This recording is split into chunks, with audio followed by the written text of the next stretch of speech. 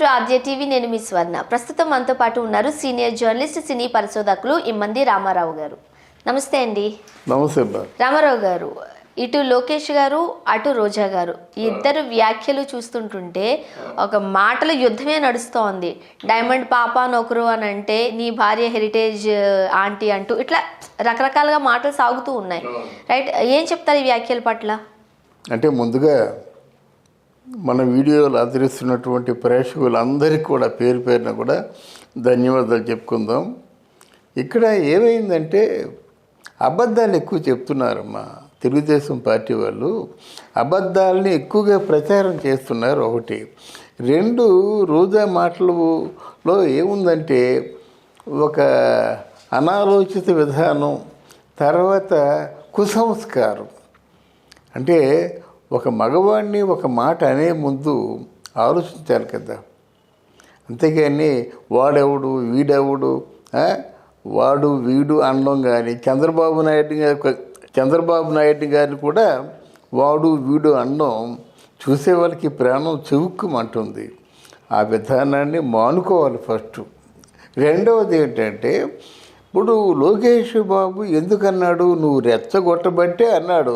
నువ్వు నోటుకొచ్చినట్టు మాట్లాడుతున్నావు అంటే వాళ్ళ తెలుగుదేశం పార్టీ పూర్తిగా కోకట వేళ్లతో పెకిలించేసేటువంటి శక్తి నీకు ఉన్నట్టుగా మాట్లాడుతున్నావు. అది ఎంత తెలుగుదేశం పార్టీని నమ్ముకొని 40 సంవత్సరాల నుంచి కార్యకర్తలు కానీ పార్టీ నాయకులు కానీ ఉన్నారు.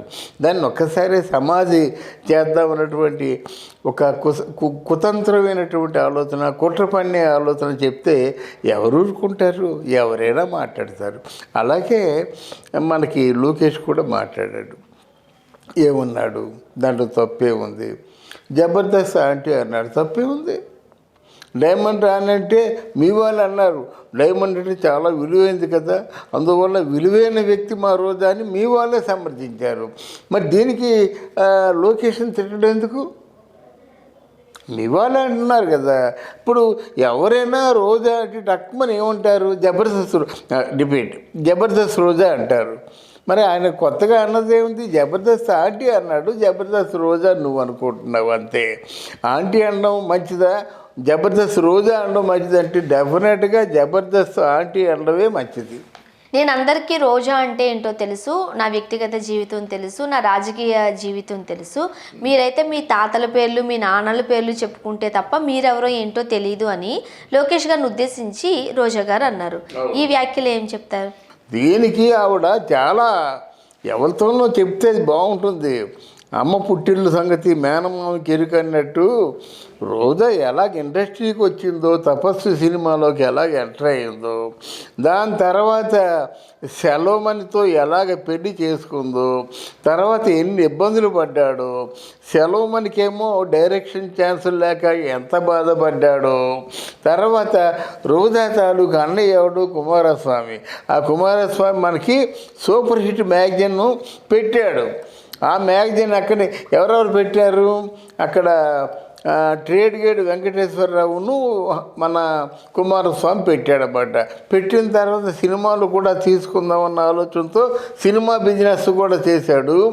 ఆ కుమారస్వామి ఇచ్చిన చెక్కులు ఎన్ని చెక్కులు బౌన్స్ అయ్యాయో నీకు తెలుసు కదా. మీ అన్నయ్య స్థాయి అంటే చెప్తున్నాను. మీ అన్నయ్యల స్థాయి ఏంటంటే చెక్కులు ఇచ్చుకోవడం, బౌన్స్ అవ్వడం, ఏడ్చుకుంటూ బజార్ను పడడం తప్ప మీకు ఒక స్థాయి ఎక్కడుంది? మీ అన్నయ్య గారి స్థాయి ఉందని మాలాంటి వాళ్ళు ఎలా నమ్ముతాం? కనుక మీ అన్నయ్యలు ఇద్దరు కూడా, అందులో కుమారస్వామికి దగ్గర, ఎందుకంటే ఆయన చేసేటువంటి ప్రతి ఒక అనాలోచితమైన కార్యక్రమాలకి నువ్వు అండగా ఉంటావు కనుక నిన్ను దగ్గరగా తీసుకొని అభిమానంగా ఉంటాడంతే. అంతేగాని ఇక్కడ మీ అన్నయ్య గారిని ఆ పేరు తలచుకునే అర్హత లేదు, స్థాయి లేదంటే చాలా అవమానం పాలైపోతావు.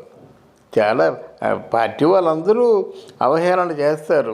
నాబోటి తెలిసిన వాళ్ళు ఇన్ని అప్పులు ఉన్నాయి, ఇన్ని బౌన్స్ అయిన చెక్కులు ఇచ్చావు, మన ఈయన ఎవరు? సెలవు మనకేమో సినిమా లేకుండా అయిపోయింది, ఇంత డబ్బు లేకుండా చెక్కులు బౌన్స్ అయిపోయి అప్పులు పెరిగిపోయి కొంతమంది ఏమో కేసులు పెడితే ఇవన్నిటినీ ఓర్చుకుంటూ వచ్చిన తర్వాత మళ్ళీ నువ్వు ఈరోజు నీ తాలూకు ప్రాపర్టీ ఎంత అంటే అంత చెప్తున్నా, నువ్వు కొన్ని కొన్ని కోట్లు.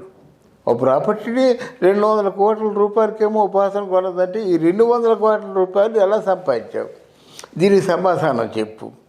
ఎందుకంటే మనం మాట్లాడితే ఎలాగే ఉంటుందమ్మా, నిజాలు మాట్లాడతాం, వాస్తవాలు మాట్లాడతాం. అందుకని ఆవిడ మీద మనకి ఏమైనా కోపమా ఏమిటి?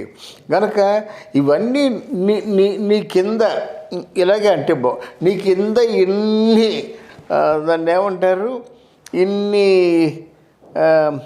చేదు అనుభవాలు పెట్టుకొని నువ్వు లోకేష్ని మాట్లాడడం న్యాయమా? లోకేష్ గారికి చీర గాజులు పంపిస్తాము, పట్టు చీర పంపిస్తాము అని అనడము, పంపించండి తప్పకుండా మా ఆడపడుచులకి ఇచ్చుకుంటాము అని లోకేష్ గారు అనడం. వాళ్ళు చాలా సంస్కారంగా సమాధానం చెప్పాడు. మరి దీనికి ఆయన మన ఆనంద్ వెంకటరెడ్డి ఏదో ఆయన చెప్పాడు కదా, నువ్వు పట్టుచీరలు ఏవో పంపిస్తే నీకు కడ్రాయిలు పంపిస్తామని చెప్పాడు, నీకు ఇంకేదో పంపిస్తామని చెప్పి బికినీలు పంపిస్తామని చెప్పి ఎలాగ ఉంటాయి సమాధానాలు. నువ్వు నోరు జారినట్టే వాళ్ళు ఇంకా నోరు జారుతారన్నమాట. ఈ సమాధానాల కోసం మనం మాట్లాడుకోవాల్సిన అవసరం లేదు. కానీ లోకేష్ మాత్రం చాలా సంస్కారంగా నువ్వు పంపించినట్టయితే మా ఆడపడుచులకు ఇచ్చుకుంటామని చెప్పింది మాత్రం చాలా సంస్కారభరితంగా సమాధానం చెప్పాడు. ఒకసారి రోజా నువ్వు ఆలోచించుకోవాలి. ఆలోచించకంట ఏదో నలుగురు చప్పట్లు కొడుతున్నారని చెప్పేసి రెచ్చిపోయి మాట్లాడితే చరిత్రలో మాత్రం నువ్వు ఒక ఏమంటే ఒక కాలగర్భంలో కలిసిపోవడమే కాకుండా నిన్నెవరు మళ్ళీ తలుచుకోరు. ఈ వైసీపీ పార్టీతో ఈ తాలూకు చరిత్ర క్లోజ్ అవుతుంది. జనరల్గా రాజకీయాలకు సంబంధించి ప్రజల కోసము ఒకరిపై ఒకరు మాట్లాడుకోవాల్సిన అవసరం ఖచ్చితంగా ఉంటుంది. అభివృద్ధి పరంగా మాట్లాడాలి కానీ వ్యక్తిగత పరంగా వెళ్ళకూడదు. బట్ ఇప్పుడు మనం చూస్తుంటే వ్యక్తిగత విమర్శలకు దారితీస్తున్నాయి. రోజా గారు నీ పెళ్ళం బ్రాహ్మణి అంటారు, మీ అమ్మ భువనేశ్వరి అంటారు. సో ఇటువంటి మాటలు కుటుంబాన్ని బయటకు లాగడం కూడా ఎంతవరకు సబబు? అంటే ఇక్కడ మిగతా నాయకులు లేరమ్మా, మిగతా నాయకులు పౌరుషం లేదమ్మా. పిల్లల్ని తల్లుల్ని వాళ్ళు తలిచినప్పుడేమో మూతి పళ్ళు రాలగొట్టద్దు. వాళ్ళే మనుషులా? మిగతా రాజకీయ నాయకులకు కూడా పిల్లలు ఉన్నారు కదా. నువ్వు నా కుటుంబం గురించి అయితే నీ పళ్ళు రాలగొడతా లైట్ నిన్ను అలాంటి మాటలు కూడా ఎవరు చెడ్డ మాట్లాడతారు వాళ్ళు పళ్ళు రాలగొట్టండి. ఇప్పుడు ఆ చిన్న మాట కాదు కదా. నువ్వు బ్రాహ్మణికి భర్త నువ్వు కాదంటే ఎలాగుంటుంది? అలాగే మన భువనేశ్వరికి నువ్వు కొడుకు కాదంటే ఎలాగుంటుంది? మూతిపళ్ళు రాలగొట్టాలా వద్దా నువ్వు చెప్పు. పోనీ వీడియో చూస్తున్నటువంటి ప్రేక్షకులు ఎవరైనా చెప్పని చెప్పు. ఎవరైనా ఆలిని తల్లిని మాట్లాడితే ఊరుకుంటారా? వాళ్ళే రిటైర్డ్ అవ్వాల్సిన అవసరం లేదు. ఎవరైనా రిటైర్డ్ ఇచ్చి వాళ్ళకి తగిన సమాధానం చెప్పాలి. ఇదే నా తాలూకు answer. Thank you so much. Thank you అమ్మా, థ్యాంక్ యూ వెరీ మచ్.